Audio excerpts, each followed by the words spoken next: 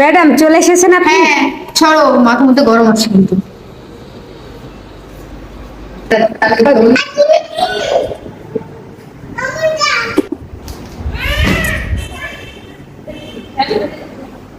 বাবু, বাবু, কি হয়েছে? তোমার কি হচ্ছে? দাদু কোথায় তোমার? কেন করছে? সে কি জানে না? মনে করতে পারে না এখনো? এক গ্লাস পানি দিতে বলো, যাও। বল, দাদা বল নিয়ে যাও। দাদু, দাদু, দাদু, তোমার এক গ্লাস পানি দিতে বলছে। তোমার এক গ্লাস পানি দিতে বলছে। কে এসেছে? বৌমা এসেছে তোমার। কে এসেছে? বৌমা। বৌমা কি এসে গেছে অফিস থেকে? হ্যাঁ। আল্লাহ, আজ যদি আমার ছেলের চাকরি বাকরি থাকতো, আজ যদি আমার ছেলের চাকরি বাকরি থাকতো, তাইলে কি আমার এই বুড়ে বয়সে এই কষ্ট করে লাগতো?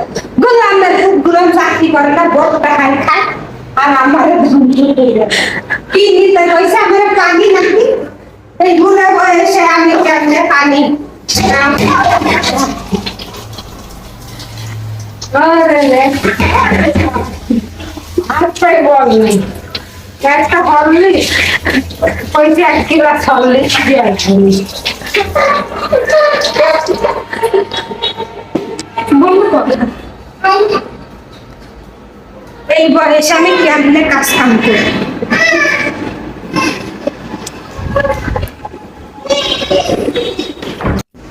দাঁড়াও বৌমা, এই যে তোমার পানি চাইছো, পানি পানি। আপনার কি কোনো কমন সেন্স নাই? সারাদিন বসে বসে আমি এই যে কাজ কাম করি অফিসে, সারাদিন পর আমি বাসায় আসছি, আমি না হয় ভুল করে বলতে পারি যে এক গ্লাস পানি, পানি, আপনি জানেন না দেখে আমি হরলিক্স খাই, আপনি খান। বসে বসে ছেলে আর আপনি আমার কামে খাইতে খাইতে মাথা উঠতেছে না? আর জোয়ান হচ্ছে দিন দিন কামে খাইতে খাইতে মাথা তো একদম দিনাই না? ফালতু লোকজন কোথাকার।